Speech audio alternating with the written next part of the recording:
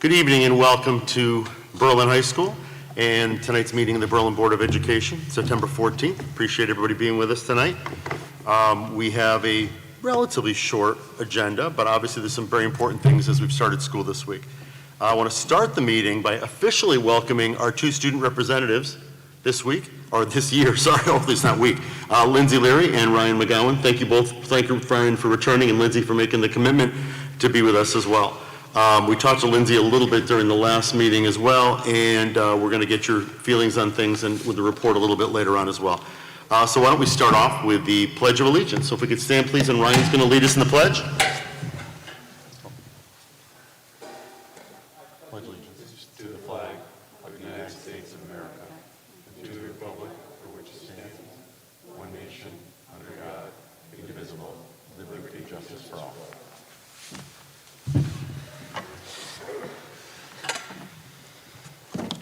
So this evening we have 7 of our members are with us. I believe we're missing Tim Oakes right now and Mary Ellen Mahoney, and both of them are supposed to be here, so I'm hoping that they'll be coming in just a little late, but we'll get started without them right now. We're going to start off our meeting with the report of the student representatives. Ryan, or whoever wants to go first, Ryan or Lindsay. I'll start. So on August 21st, we held the high school held freshman orientation. So we had 2 sessions for them split by alphabet. So each group was given a tour of the school and they were led by upperclassmen so they could ask questions about whether, like, their schedule, anything about that. And hopefully it alleviated some of their stress going into a new school, especially with all the new protocols and everything. So next week, September 23rd, that's going to be the school SAT day for all seniors. So on that day, all the seniors will get to take the SAT for free in school. For everyone else, it's going to be a half day, all virtual online. So last week, there was the successful Upbeat virtual registration too. So what happened with that was there was 2 different ways to sign up. So you could come in person, kids came in waves outside the gym and signed up and picked what houses they want, or you could do it all online. And actually right now, if you saw outside of the gym, the first Upbeat meeting is going on right now. And then so we're both on the soccer teams. So for that's been going really well. We've been wearing masks. We're right now separating into different cohorts. We're practicing social distancing. I don't know if you want to say anything else. Yeah, so every sport, there's no contact yet. Volleyball has to wear a mask inside while they play. So hopefully these precautions will help us have a season that lasts. And that's it for us. Thank you very much. I appreciate the information. And as the theme of tonight, in a way, is how the first week or so of school has gone, I want to congratulate the students, the administrators, and the teachers for the hard work they put in and the very smooth opening that we have had. But I'm very curious to hear from the students themselves, the 2 that we have with us. Ryan and Lindsay, tell us what your impressions were, and please be honest, positive, negative, difficult, advantages, whatever you have. I'd like to hear what it was like to be in school for the first week. So I started in person, and obviously it was great to see all your friends again and see your teachers. It's in the high school, I feel that it's very long and more tiring than I would have expected to be wearing a mask for so long. So I think one thing that a lot of my friends and classmates and I discussed was utilizing outside and breaks more, because in the majority of my classes we weren't given breaks, and I think that would really help us get through the day, especially with this first week being so, like, we just started, like, there's a huge transition, I think, and I think we should definitely be utilizing outside while we can. Have any classes that you know of utilized outside the building? No, we haven't. I don't think so. Okay. And then I started online last week. I was cohort B. So for that, it's difficult, like, obviously just because it's online and it's so much different than normal school. Like Lindsay said, I think the breaks are really important, especially online too, just because it's hard for like 7 hours just, looking at a screen for that whole time. And like a lot of classes you do maybe get let out early if you're online, just because kids in classes have to like sanitize desks and stuff. But the classes are like an hour and a half long, which is like half an hour more than we're used to. So I agree that breaks would be very helpful, especially for online, just to help everyone get back into things. And there are four, unless I'm mistaken, 4 periods in a day, and each one's an hour and a half. So I can understand why that would be difficult if you didn't try to build in some breaks in any case into that. Any problems with technology from either one of you, either the people that were here or the people that were home? Something we both discussed was at home, it feels, which obviously this kind of has to be expected, it just feels very separated. Like the teacher in some situations was teaching to the people in front of them, and the people at home on their computers kind of got lost a little bit. Like if you press the raise hand feature, if you want to start talking, in most situations the teacher doesn't see that, because if they're like sharing the screen or just focus on teaching, they don't get a notification or see that someone's like raising their hand or in the waiting room. So in a lot of cases, like you have to text your friend or something in the class just to be like noticed, kind of.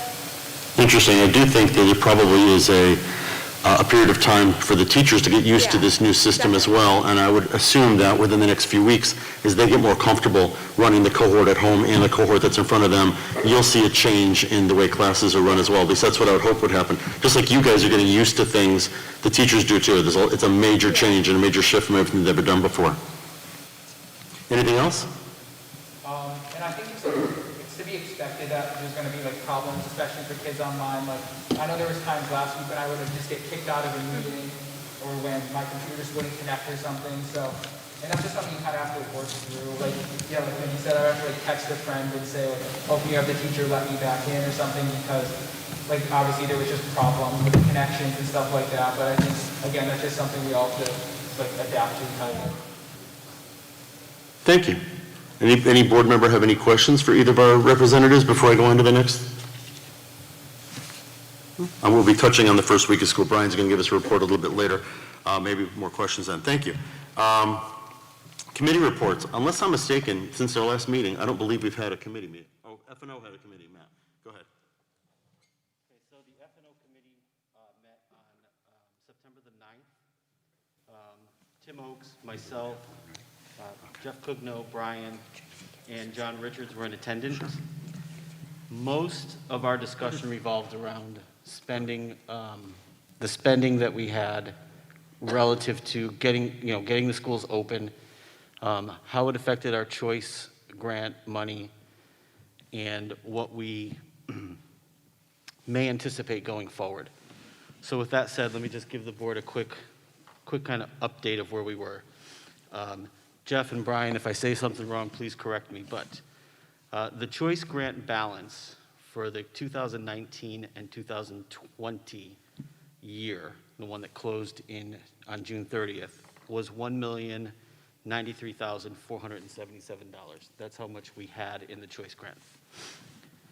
The anticipated choice money for 2020, 2021 is $987,000.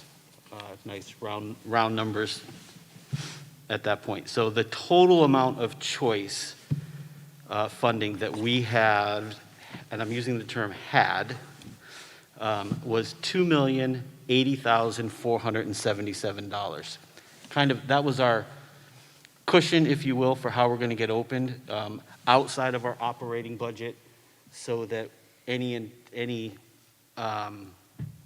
expenditures relative to PPE, safety equipment, technology equipment, anything in order to get the schools open in the hybrid version or distance learning, that's kind of where we started. The district has spent about $1.6 million of that, okay?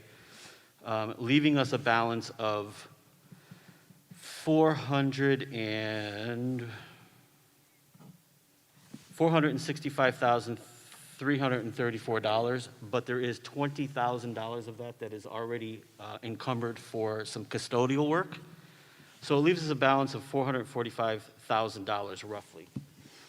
And while that sounds like a lot of money, it goes really fast. So the next step to this is we are receiving $130,000 from the CARES Act. So that brings us up to $575,000.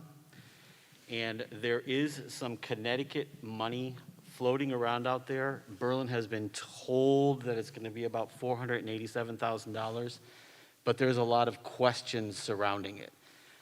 So we're not banking on that at this point. What was the amount of money you said? Was it 400? 487,000. So, I wrote so, ... We have somewhere between 575,000 and $1 million based on the Connecticut money, which, again, we're not banking on it. So there was also discussion about the possibility that the town may be receiving some reimbursed money from the state because of COVID-19. And we believe that some of that should come back to the Board of Education. Now, my editorial is that we will see. The last part of our discussion was an update on the building study, which Jeff is going to report on later, along with kind of our projects. He'll give us updates on that, but that's where that went. The F&O committee did receive draft copies of the report. There's 5 separate reports, one for each school. And speaking for myself, I have not had a chance to go through the hundreds of pages that are there yet, but we'll at least get a summary later on. That's it. Thank you. I know you mentioned that you're not really sure on the timetable from the state. Did I miss it? Do we have a potential timetable on the CARES, the 130,000? That would be a no. Shaking his head no from We don't Jeff. have that. And again, for the purpose of our conversation, we really only considered the CARES money because we know we are going to get it, Right. but we don't know when. The 487,000 that I spoke about, Brian gave a very good summary of the fact that many towns are disputing, arguing, whatever the amount of money that they were going to get, should have gotten, and that's, the pie is only so big. So if it gets reevaluated, that money may or may not come to us. We don't. Let's just say that we decided not to bank on it, and if it comes, that's great. Thank you. Thank you very much. Carrie, I don't believe there was a curriculum committee, correct? No, nothing. Okay. Julia, you said that there was not a community engagement committee, not a meeting anyway, but after you were talking to me about the social media package, Tracy, I can't remember the timing. You mentioned last time, was it that we were about to open the Facebook or that we already had? At the 2 weeks ago when we had the meeting, I don't remember where we were in this. We've opened it? Okay. Yeah, it's a Berlin Board of Education Facebook page. We've already posted 2 things. One was the opening letter from Brian, and then tonight's meeting was posted today on it. Comments have been turned off, and in the description, it does have, if they have any questions, to go to Brian or the board directly. And we've already got, how many? Several hundred likes. several and hundred. People are sharing it. So, Excellent. yeah. That's a good way to push more information out. I'm glad that the committee pushed that forward. That's excellent work. And we will be having a meeting in the coming weeks to just talk about strategy and, Yeah, because somebody had a baby. yes. Yes. So that's excellent, and I'm sure we'll continue to push out ways to reach out to the community through the committee. Very good. I was really happy to see the Facebook page get up and out there. Just another way to reach out and connect and get information out there. CREC reports. Tracy, I don't know if CREC has been active. We had a meeting all summer. Our first meeting is Wednesday. Oh, okay, I'll know excellent. something after Wednesday. All right, excellent. We'll look forward to hearing from you then. Correspondence to the board, Brian. Yes, one correspondence tonight. To the Board of Education, my sincere thank you for the beautiful flower arrangement. Your kindness and sympathy was deeply appreciated with my deepest gratitude. Angela Capania. Angela's a clerical in the data department. Thanks. We have a few letters in the audience of citizens tonight. So I'll start off with the first one here by Olivia, and it's S-A-K-R. She's written to us before, but I don't want to mispronounce her last name, Sacker. She was talking about the cleaning supplies listed. And she said that there are wipes, and my child is telling me there are wipes that he's using to clean his desk and hands, et cetera, at Griswold. Her son goes to Griswold. I'm interested in the ingredients that he's wiping his hands with and then eating with. And I'm not going to have you go through the list of ingredients necessarily. But the next question is actually, I think, very relevant. Am I allowed to supply my child with cleaning wipe of my choice? If the students decide to bring in a wipe of their choice to wipe their own personal desk, their own space, then that's fine. And so I'm assuming that somewhere we have a list of ingredients or the wife, so that would be something maybe you could reach out to her directly. Yes, I can reach out to directly, but also on the website, there was a memo that was sent to you listing all of the cleaning supplies and what they are and the ingredients that are in those cleaning supplies, whatever the chemicals may be. You can find it on the page of the Berlin Public School website, and all the links are there to those documents. Thank you. The next two letters are actually linked together, so I'm going to read them both, and then we can address, because it's essentially the same question, worded slightly differently. This first one is by Stacy Forsyth. Said, I have two children attending middle school this year, so they're both at McGee. Is the plan to trial hybrid for the first 6 weeks, and if the numbers of COVID cases stay low, will the intent be to transition the students back into school full-time? So that's essentially, it's what will it take to transition us back to full-time? And the next letter was from Wesley Wade, and he's saying, if there have not been any positive COVID-related cases or problems within the school system here in Berlin, would you consider bringing the children back full-time if parents choose to? And then he states, it's only been the first week, but I know my children would do much better being full-time in school in person rather than online. So if you could address what would take us to any change in the plan. I think it's going to come down to the numbers by the health department and also what we've experienced over the first 6 weeks. Currently, with the only 4 days of school, we're in a good position, and it's been a relatively uneventful first 4 days in terms of cases or people in contact with cases. I don't know where we'll be, but we thought initially with the plan that the right period of time to reevaluate things is 6 weeks. That would be something that we would not do just as a superintendent or as a school board. We'd look to the health department to have that conversation to see if that would be in the best interest to open the schools. And we also do, just to say, we do recognize that, in-person learning is definitely where we'd like to be. I think on the other side, the fact that we have instruction going on, live instruction 5 days a week is a benefit to students, even if part of it is virtually though. So, we'd like to be back in school more than anything on a full-time basis, so. Thank you. And like Ryan and Lindsay were mentioning, it's going to take teachers a little bit of time to continue to get used to the system. So I would even hope that the online portion of this would continue to get better and better as people get used to it and understand the systems better. Absolutely. The first week of PD, we did have training with the systems, but I think there's definitely a learning curve. Some of the camera systems just shipped last week. Not every classroom has the full camera monitor system with Zoom set up on the cart at this time. We're making do with old PCs and cameras until we get that system across the district, which we did order. It's just that some of the things were back ordered. But there is definitely a learning curve. There is also a learning curve, I think, at home for students to sit, as the student rep said, sit for an hour and a half and receive instruction at a screen. Especially if you've been in the class for the first week and now you're sitting, or vice versa. It is different, and it will take some time to adjust for both. Thank you very much. So that's it for the audience of citizens portion. And next up on the agenda is a personnel matter. We have a retirement. Somebody who's been with us for 40 years. It's an incredibly admirable length of time to serve the students in the community of Berlin. Help me with the pronunciation of the last name, but I don't want to mistake it. Rosalind Stacken? Stachin. I apologize, Rosalind. After 40 years, I should have known how to pronounce your name. Rosalind Stachin, who's an assistive technology coordinator for the district and occupational therapist for the Berlin Transition Academy, has submitted a letter to intent to retire at the end of this particular school year. So there's a motion. Can I have somebody submit the motion, please? I move to accept. Retirement of Rosalind Statute, Assistive Technology Coordinator for the District and Occupational Therapist for the Berlin Transition Academy, effective June 30, 2021. Also to thank her for the 40 years of service she has provided to the youth of Berlin and wish her good health and happiness in her retirement years. I'll second. Seconded by Matt. Thank you very much.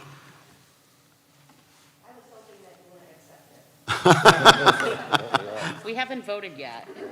Yes, there's still time for no if you want to make the case against us accepting it. Although you have her for a full year still. Have you known her long? I've been here. How long have you been here, Linda? This is my 19th year. It's going to be very hard Excellent. I know you're not a microphone, but she's going to be very hard to replace, one of a kind. You've known her for 19 years. So thank you very much, Rosalind. All those in favor? Aye. Opposed? Congratulations, Rosalind, and thank you very much for your service. I know you have another 9 months left to go, but we will miss you at the end of the year. Next up is the consent agenda. Are there any amendments or deletions for the consent agenda? Actually, we should have had the motion first. I said it backwards. I move to approve the consent agenda as presented. Seconded. All those in favor? Aye. Aye. Opposed? Passes unanimously. Next up, new business, the opening of the school report, Brian. Thank you. Yes, it was a much different opening, and, fewer students actually live, but it was a very smooth opening. Some of the phone calls that we typically would have on an opening day, we did not have. I think the planning, the extra week that we had to plan, was helpful. But I also think that, the parents and the students had patience, and I think the staff members did also. One of the biggest, if I start by talking about the opening, was the number of parents that are driving their children to school. So we did have some bottlenecking at the various schools. We are asking the police to stay on and direct traffic for the next 2 weeks while we meet with the police about traffic patterns and ways we can improve the drop-off and pick-up at the schools. But very few parent phone calls, and parents that did speak to us, very understanding and patient, understanding it is new ground. But I can tell you this, the students by the second day knew where to go and line up, and, it was almost like second hat, and they, had their masks on and were eager to be there. It was really wonderful to have everyone back in school, seeing the last time was March 13th. So from that standpoint, I think it went very well.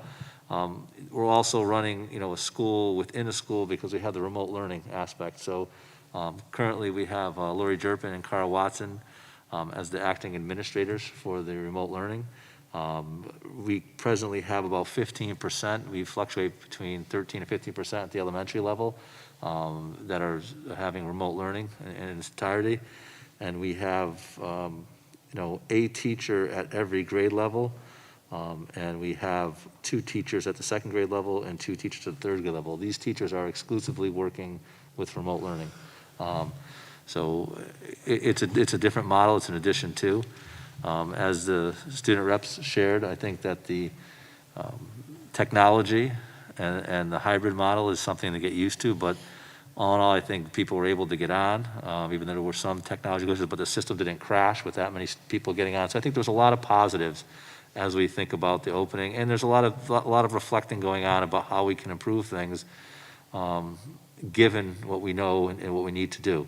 But I think the planning that went into opening is what made it so positive. And I credit the administration and the teachers, the work they did that first week back. And I think the willingness of everyone to be a little flexible and patient, I think, is the key. As I said to people, I couldn't be prouder than I am of having school and having students here receiving education 5 days a week. And that was something that was paramount, as well as the safety measures that we put in place, that students would receive education, even though part of it may be virtual, that it's not a twice a week education or 2.5 days. It's 5 days a week. And I think it's important that we maintain that. So I know there's still work to do to make things better, but I think we're off to a good start and a safe start, and I hope to just maintain that. So thank you. Thank you. And I would say to that, to me, I was telling you about it earlier, to me, the number of questions that we're getting for the audience of citizens is kind of a litmus test to whatever confusion there might be or concern among the community. We had, in the couple of weeks or the month before school began, I was getting 10 to 15 letters asking very intelligent, very serious questions, very concerning issues. People wanted to know what was going on. Now that school has started, we got 3 questions, and 2 of them are essentially the same question. It's when can we come back? We want to come back. Can I just add a few points? Yeah. When I have the chance for the floor here. Just a few. I really try to keep the memos coming home to the parents on Fridays. I try not to do them weekly. I try to make them not lengthy, but very factual. I know that you receive numerous communications, and so when you get something, I want you to know that there's important information. I think a couple pieces that you'll receive on Friday, I'll just preview for you. One is the buses. We're looking at the number of students on the bus. We originally said we were going to assign seats. We don't look that there's going to be a need to assign seats. On most of the runs, students can sit in their own seat on the bus. If there is a bus when the numbers do rise, we will assign those seats. And I think parents need to know that the seats are getting wiped down before the students board at any given time. So that's one piece. I think the other, we sent a notice home that the federal government, in conjunction with the state, is providing until December 31st, if funds are available. They're providing free lunch, not the a la carte with snacks and things, but free lunch to all students. So there's no qualification, free and reduced lunch. All students can receive lunch if they elect to. You received a memo on that last Monday. But those two areas, I think it's important to touch on. And the third is and looking at some of the protocols. When should we be contacting parents? Versus when we have a teacher who's been in contact with someone with COVID or a student involved with COVID, or if there's someone in the family, we'll be sending home a little notice just to update you. It is in Addendum 5, but we'll try to make it a little clearer as what the protocols will be so they're consistent. We really go to the Addendum 5 anytime there's a question. It's really a conversation with our safety director, John Schmaltz, myself, and the administrator. And we go through and decide what course we should take. So, and then it's oftentimes, if it need be, a call to Charles Brown at the Central Connecticut Health District. So we will see more information in those three areas, but those are what are presently looking at updating you on. So I think it's important that I have an opportunity to share that with you. So thank you. Thank you. And before I turn it over to the rest of the board, if anybody has any questions or comments about the opening weeks, just to clarify for the people at home, Addendum 5 is from the State Board of Education, and it deals specifically with the protocol if somebody is feeling ill or is diagnosed or is coming in contact with somebody who's diagnosed. It's a protocol of every contingency and what's supposed to happen then, and then when those notices may or may not go home. And again, you can find that on the website. You'll see all of the COVID memos that were sent. That's part of our opening plan. And you'll see Addendum 5 right there. It's a part of that. So, Does anybody on the board have comments or questions for Brian on the opening weeks? I'd like to just Sure, Jamie. mostly as a parent, because I have a child in McGee and then one that just started at BHS. And both had a great experience. My eldest, who's a freshman, was terrified. I mean, absolutely terrified. But the virtual, the freshman virtual was fantastic. Still nervous about trying to figure out his classes. He's in cohort B, so he didn't go till today. Last week, he was able to get on a couple snafus, but very easily worked through.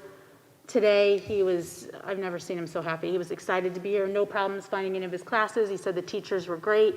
The kids were very helpful. He really enjoyed it. He did say the classes are the 90 minutes is a little long, but he didn't care. He was happy. And I asked about the mask, didn't bother him at all, didn't even affect him, didn't even think about it. My younger one, who's in 7th grade, also great experience. Last week was a little difficult for him, but I think they were trying to figure out how to point the cameras. So a couple of the classrooms, the cameras were pointed at the kids and not the teachers, so he couldn't understand them as clearly, I think, as he wanted to, but by the end of the week, that was all figured out. And then today, also very smooth, went in, found his classes, no problem. Teachers were very helpful. They have, obviously each grade is in their own little area. He loved that. Lunch worked out great for both of them. They really had a great experience. And a lot of other parents I spoke with, same thing. Kids were very happy. Masks weren't a problem with the kids wearing them. They were able to get around and do what they needed to. And overall, a very positive experience. So you guys have done a fantastic job. I really think so. Thank you, Eileen, to you and your staff for putting on the freshman orientation and making these kids feel welcome in what could have been an unwelcoming kind of a beginning to school, but it wasn't. And it was because of the work you and your staff did. Any other questions, comments, anybody? Adam? I'm just going to echo, great job. I've got 2 at the high school. I have a junior, freshman, and 7th grader. And as I was telling somebody, my wife teaches in the middle school, as I was telling somebody when they asked how was it, I said I had 3 smiling children and a happy wife. It's rare to have that in any regular year, let alone pandemic year, so I think all the hours of preparation and all the meetings and all that hard work during the summer certainly paid off, because I was expecting a lot more anguish and a lot more issues, but really, you thought about everything, so thank you. I'll echo on that too. I'm the same as Jamie, so I have a seventh grader and a freshman. And from what I've heard from other districts, I'm very proud and excited we live here. I think that we've done an incredible job, Ryan, and the administration, on how we use the cameras and everything for the people who are remote or hybrid. My youngest was home last week and was so excited to go to school this week. There was really not a lot of issues, maybe occasionally getting online, letting into a classroom, or couldn't hear a teacher, but other than that, he could see some of the kids. And my high schooler thinks this is the greatest place ever made. And he could live here if he could. He loves it. So I just, thank you guys for everything and all the hard work you've done, because it's been great. Excellent. Anybody else? So, Rich? No? I'm just going to say congratulations to the administration, the administrators, the teachers, the staff, and the students, because without all of you working together cooperatively and communicating and all of the planning, this wouldn't be successful. And I think that that's just indicative of what this district does pretty much all the time, is they plan and then they execute the plan. So well done to everybody across the board, and to the students for being patient and cooperative. So that's... It's excellent. And one of the things that we heard from parents over and over again over the summer as we were building up to this and not really sure what the year was going to be like is, how are they going to wear masks? How are they going to wear masks all day? There's no way they can survive in masks all day. And the kids will be anxious, and nobody's going to listen, and the kids are going to pull off the mask. It's not happening. The kids are very compliant. They're resilient. They're understanding that this is the world they're living in right now. I know I'm in a neighboring district. We have not had a single issue with masks. I've been talking to Brian, Eileen shaking her head. These issues aren't existing. The kids are doing a great job of following the rules and understanding the importance to the protocol and these mitigating circumstances. So it's really good to know that. Next up, Dr. McGurk on the new staff orientation that she put on back on August 19th.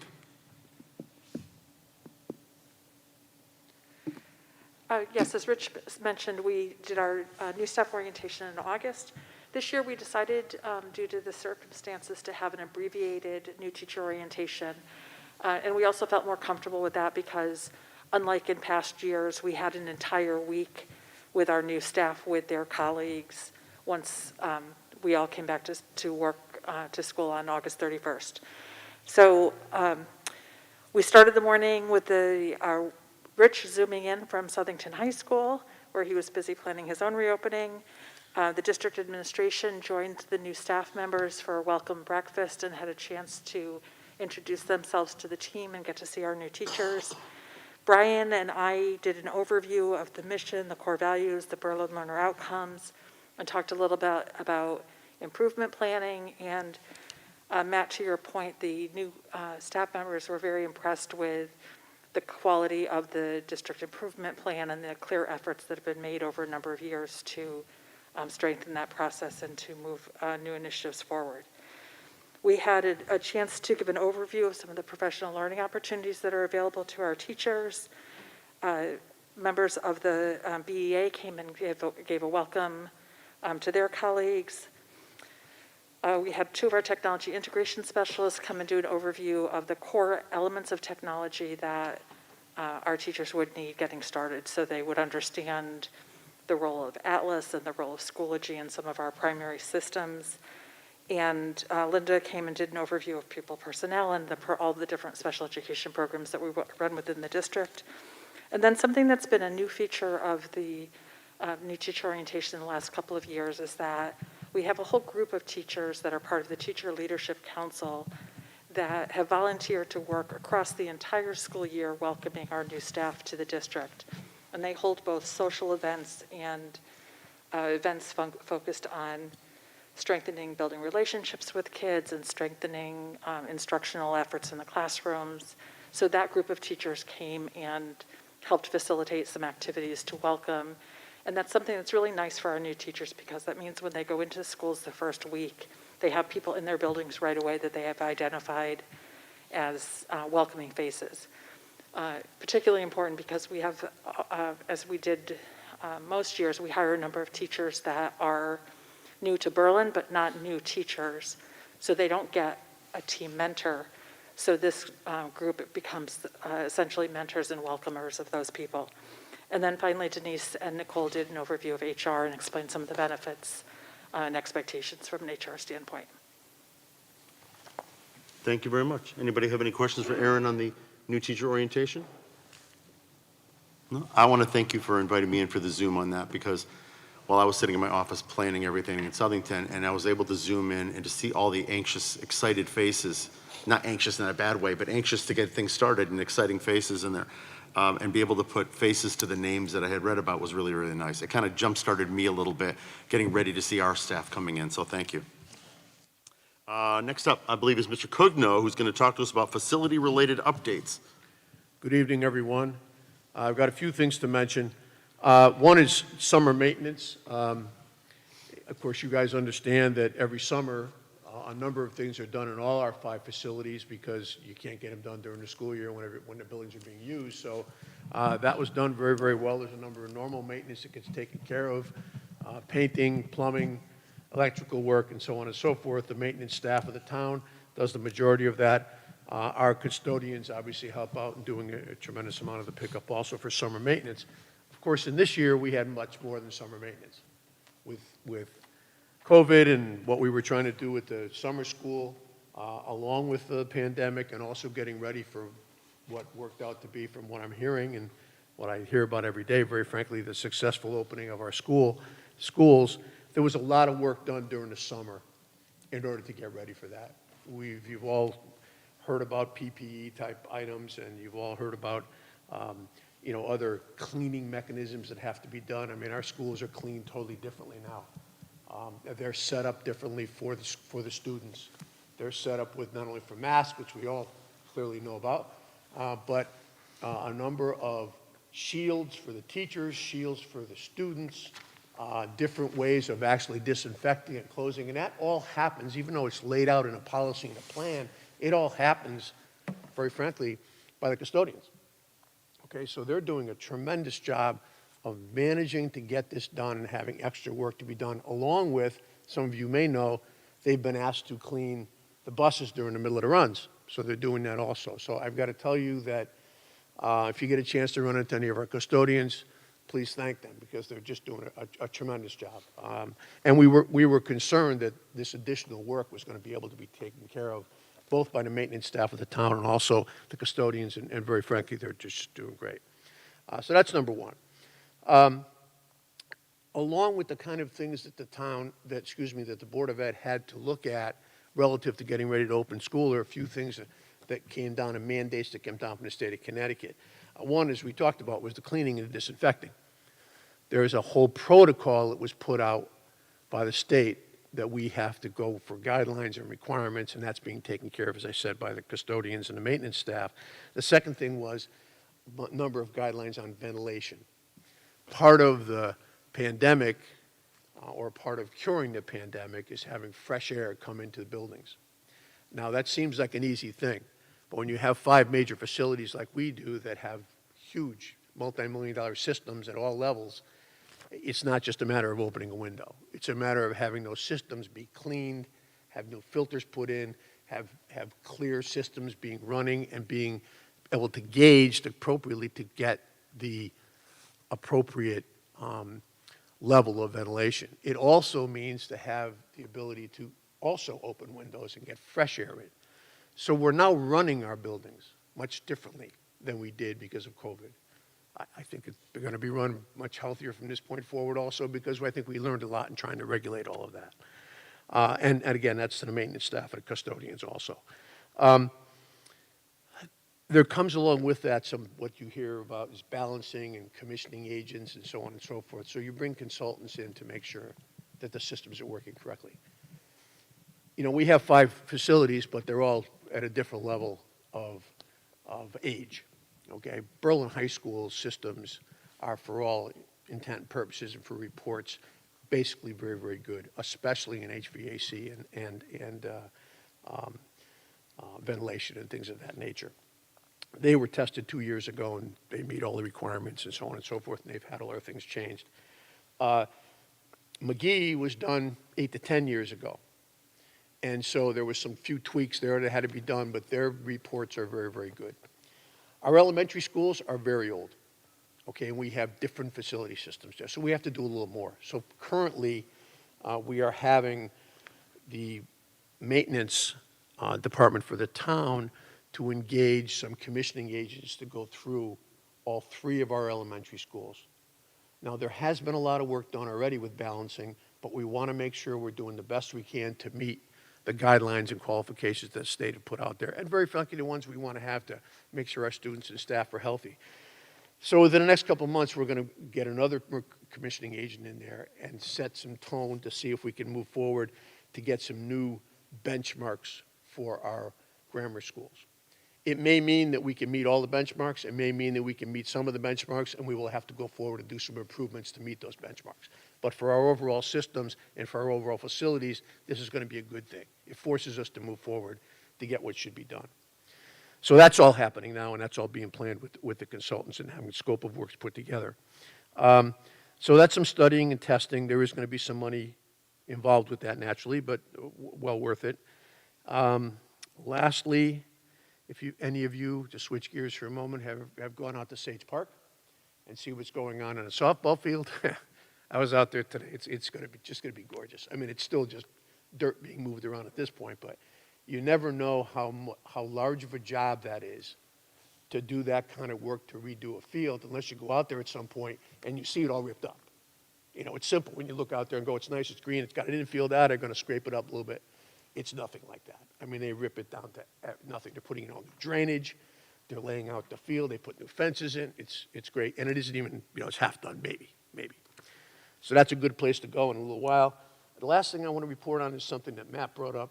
We commissioned a while back, the Board of Ed commissioned a while back, a report of all our facilities. And we commissioned this report before COVID even came into action. So it's going to play a couple roles for us. We now have a current draft report, as Matt said, for all 5 of our facilities. It lays out, it's a report of everything, the mechanics, the structure, the age of it, what should be done, what has to be done in short-term facilities, short-term fix-up, what has to be done in long-term planning. We're just reviewing all of those studies now. Matt's correct. I mean, they're hundreds and hundreds of pages. The nice thing about it, they get great pictures. So you can see everything and see what they're really talking about and what needs to be changed and so on and so forth.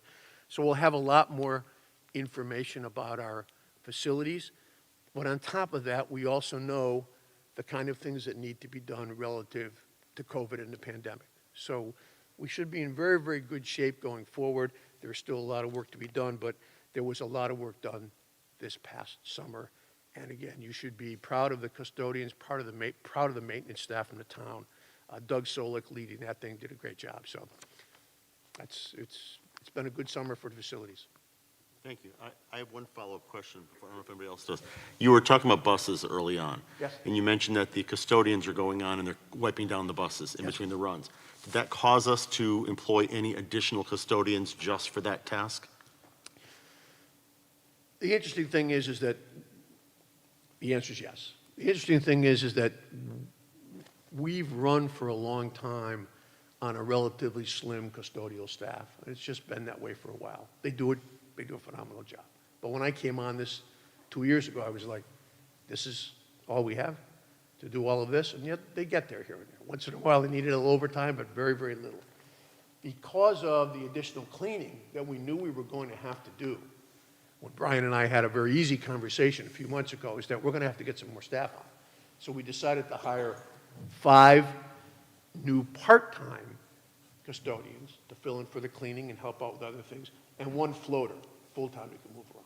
So we have engaged them. They're doing a phenomenal job. We did that before we knew we were going to be cleaning buses. Thank God, because we could have never done that the way it was promised to be done and the way it should be done and very frankly is being done.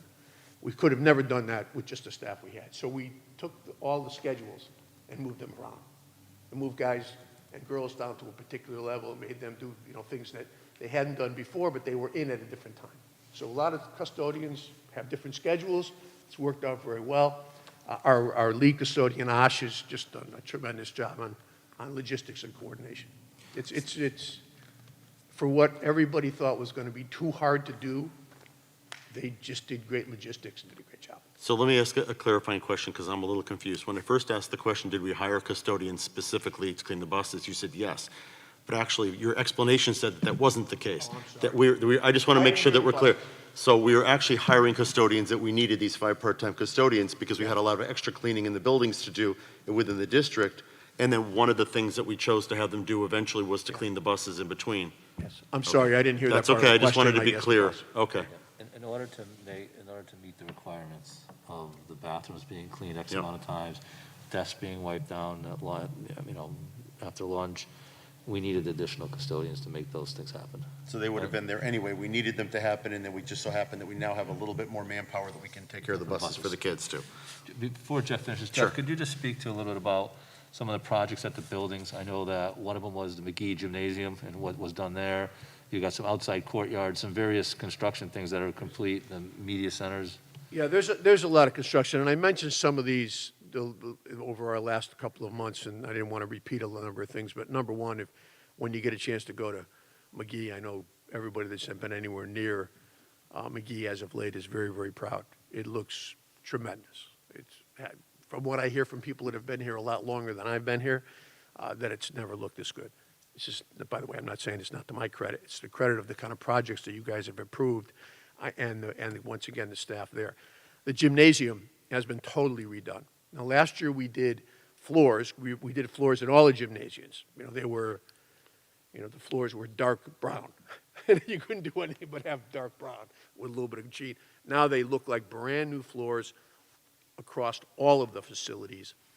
McGee also, because it's one of our prime places that, we entertain athletics, just like the BHS, it's had a whole new paint job. You know what they say, there's nothing like a new coat of paint. The place looks phenomenal. It has new pads that are put up around so nobody gets hurt anymore. Has new backboards. It looks glistening new, and the floor is redone, which gets done every year for the normal stuff. So it's really a showcase. It's a very, very good showcase. We're doing a lot of work up in the wellness room too. Refixing a floor up there, repainting that, making sure we have all the appropriate equipment and things like that. So that's good. We've done a little more in the library, the media center. It has a new rug, which was needed. It's very stylish, very laid out. It looks good. That's getting to be stuff. We got a little more work to do there. We're going to do some lighting work, hopefully this coming year. Media centers are very, very important to all of our facilities, and McGee's, it was time to take care of that. Trying to think, Brian, if there's anything else particular that you might remember? Courtyard at McGee, there was some courtyard work also, I believe, at the elementary schools, outside classroom, I believe at Griswold. There's been ongoing work to improve the outside learning environment and the spaces for students at all the schools. I'm not sure, Jeff, what else beyond that, but. Yeah, those are the biggest facilities. I mean, your point is very well taken, Brian, because the principals at the schools, of course, had to grab very hard and come up with some great ideas on how to continue to teach our kids in this new scenario we have going on. And one of the things is outside teaching and outside ability. So we've got a lot of new tables and picnic tables, and we've got courtyards that were there and not being used a lot now, which are being used because of outside learning. So again, they're doing new things to make sure that the students have the kind of atmosphere they need. If you go over at the schools during the day, I mean, I was speaking to the Mr. Eagle, one of the PE people and PE teachers, and he was out teaching some soccer, and we were talking for a few minutes when I was picking up my son, testing out the student pickup for parents. I was doing that. Worked pretty well, actually. But at any rate, he was saying, this was like the second day or so they were in, he was like, the kids aren't having a problem at all. Just like you're saying, kids aren't having a problem at all. The masks on, they're doing this, they're doing that. Of course, he's got them outside pouring at a time. He said, all I'm hearing is so glad to be back, whatever you want us to do. So, that's the report. Thank you. Any questions, comments to Jeff? No? All right, thank you. Thank you, Mr. Cugno. Next up, the summer program update. Linda. Hello, welcome back. I can tell you that I'm happy to be back in person because the Zoom meetings are tiring, hour after hour after hour, so it's good to be back in person. You know, when the governor and the state first announced that we were going to do in-person ESY, I started calling around to my colleagues, and they all said they were doing remote. So I ran to Brian, I said, Brian, everyone's doing remote. He goes, we're not. We're going to do in-person ESY. And as nervous as we were that we weren't going to be able to pull it together, I'm so glad we did. All the out-of-district schools, the majority of them did remote.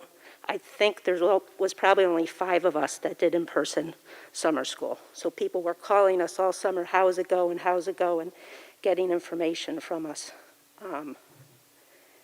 It did take a significant amount of planning. And we had a number of people that we constantly brought together to make this happen. Brian, John Schmoltz, our Director of Security, Ash, as Jeff brought up, one of our head custodians, was in these weekly meetings, Wendy Russo, Judy McCormick from the VNA, Joanne and Sue, my administrative assistants, Cindy, Michelle, and I. We had to meet weekly to make sure that we were following the CDC guidelines.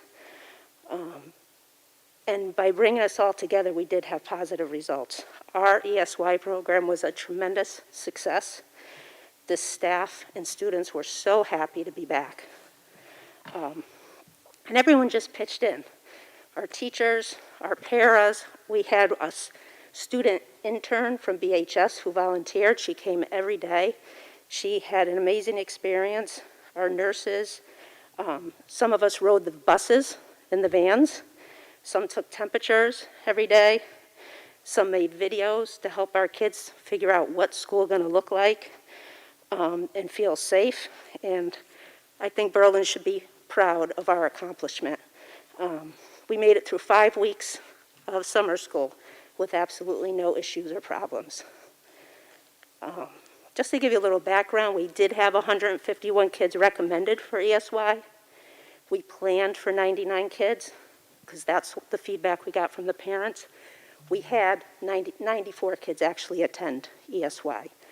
Our expenses did increase greatly. And just for example, preschool, we usually run 2 classes of preschool, we needed 3. Our elementary blast program, we usually have 2 classrooms, we needed 4. Because we were only allowed to have 8 people in a classroom during ESY. That included adults and staff. So we had very small class sizes because we had to keep everyone 6 feet apart. So here's the little numbers for you. We budgeted for $125,000, and that was just salaries. Our total expense was $183,000. So we had an increase of $41,000 just in salaries. So we needed extra paras, we needed extra teachers, we needed bus monitors, we needed some floaters and subs, and we also had to bring the staff in before we even started summer school to go over all the safety guidelines. In addition, we spent about $17,000 in safety materials, so whether it's the masks, the shields. So we were about $60,000, $58,000 and change over. But it was a success, and I think it really, a lot of the staff said, I'm so glad that I did summer school because now I know what to expect in the fall. And a lot of our most significant learners actually came in from not being in school since March and didn't miss a beat. They just picked up and they were able to keep going. So kudos to you, Brian, again, for making us push and bring summer school, because it was a success. Thank you for the work. I was going to say, it is partially him. It was a gutsy decision to It make was. when only 4 other districts in the state were doing it that way.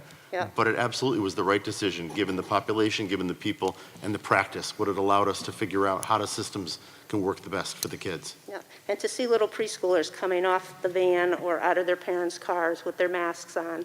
I mean, some of them, they were down here initially, but by the end of the summer, they were up. So it was all a learning process for everyone. Excellent. Does anybody have any questions? Any questions, anybody? No? Go ahead. Yeah. Just a quick question, and this is more from a budgetary standpoint. Some of the, I'll just say the PPE, was some of the purchases, are they able to be utilized now for the full school year as well? Or are Absolutely. they just summer, okay? Yep, so we gave everyone their shields in the summer that were already working, so when they came in, they didn't get another shield. Okay. Yep. And same with the plexiglass, we used some of that, so we didn't have to purchase as many for the fall. And is it a lot of vans or was it buses during the summer? It was about the same, we only had, I think we usually had 16 total, and we were up to 18. Okay. So the transportation, but we had to have a person on every van to and from, Okay. so that really drove up. So you had the driver plus somebody else in addition, so two Yeah, people. we were in charge of taking their temperatures before they got on that van. Yep. And if their temperature was too high, they had to stay home. Okay. Yep. Excellent. Anything else? Nobody? Thank you, Linda. I appreciate it. Good report. Thank you. Before we go to the very last piece, Brian, I meant to ask you when you were talking about the beginning of the school opening. When you and I talked, our remote cohort before the year began, we were looking at around 12%, I believe is what we are. Are we still there? We're around 15%, but it fluctuates, because the belief is from the beginning that we're allowing people to make a choice. So parents have conversations with, if you don't feel comfortable being back in school, then there's another option at some point. And so, well, do we have to stay? Or some districts have you staying until December. Our position is that if you choose to be live in school at some point, you can come in, say that, and come to school. And if you'd like to be remote, you can choose that option at any point. So the only thing that's critical is that our numbers, which we're pretty balanced right now, that we can sustain whatever population is remote, given the number of teachers we have. That's because what we've done, and I've taken a few phone calls from parents, is we've hired additional teaching staff, and we've not taken any of our current sections at the elementary and collapsed them because of students, because we want the numbers to be less in the classrooms.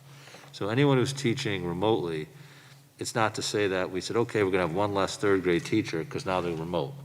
So we have 2 second grade sections.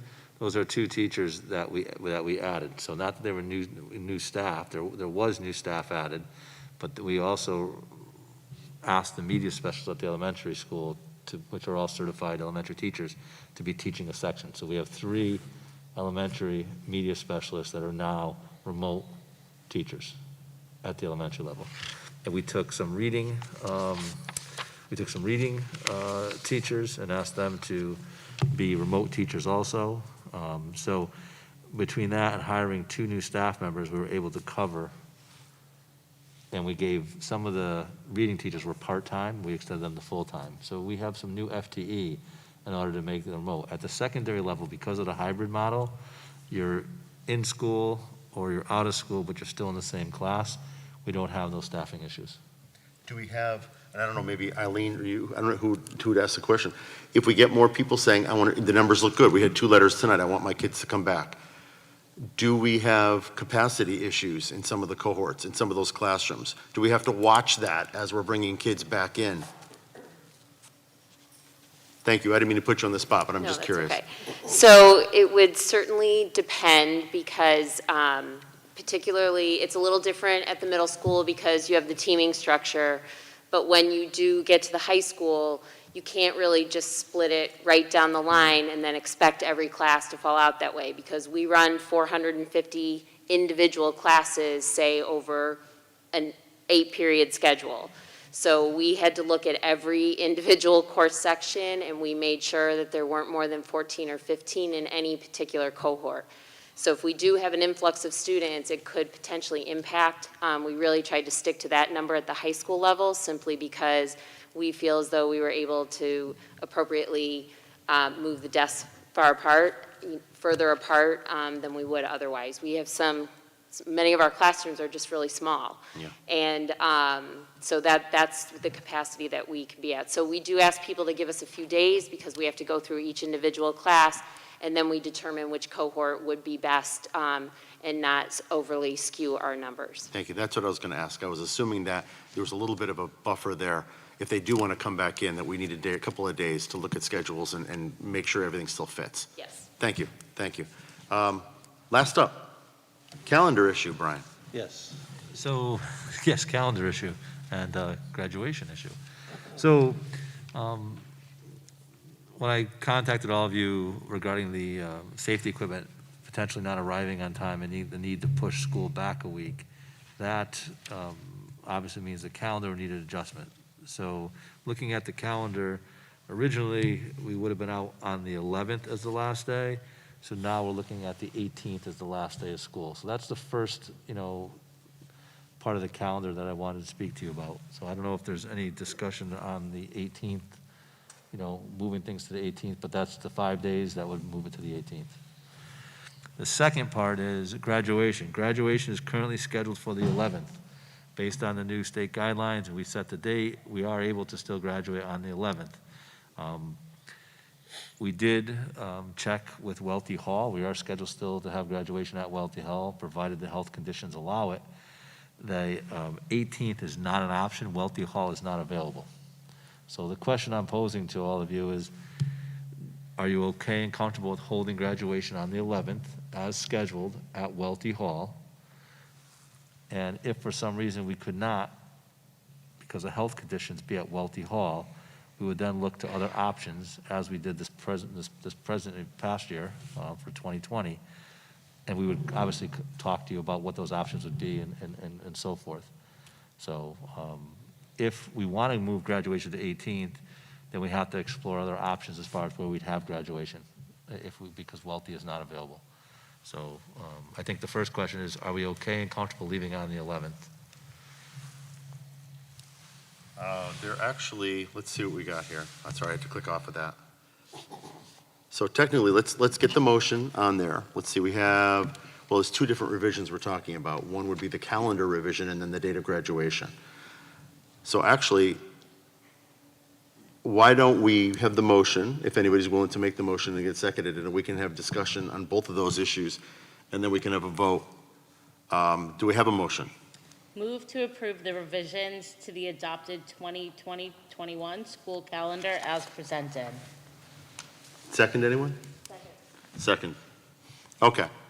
Discussion. So why don't we start off first with the conversation about, are we comfortable ending, going an additional week to the 18th from the 11th that we originally had set? Does anybody have any questions or concerns about that? Tim? Yeah, I mean, I think that's a no-brainer. We just have to get the school days in. We're at 179. They waived the 180-day requirement as well for this year. Yes, we did 3 last week because they put them at the beginning of the Could year. how low can we go? We could go back 3 days from now, so we go to 177. We could pull back.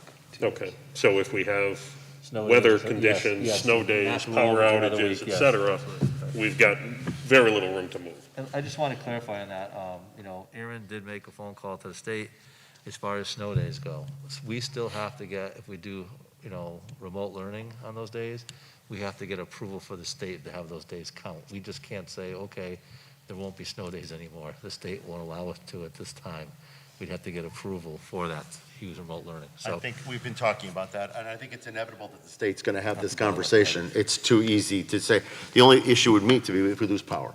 If people are losing power, then we have issues and they can't participate. But I think we're all drifting in that direction anyway. Any other, Adam? Just a question on that, to Tim's point. I'm assuming that we're going to look at this calendar one more time, probably after winter, after our snow season? we always do, right? Yeah. So, I mean, I think for the purposes of this evening, I think, moving it to the 18th, I think is completely appropriate. Not understanding or knowing what's going to happen in the near future, but I think that's fine.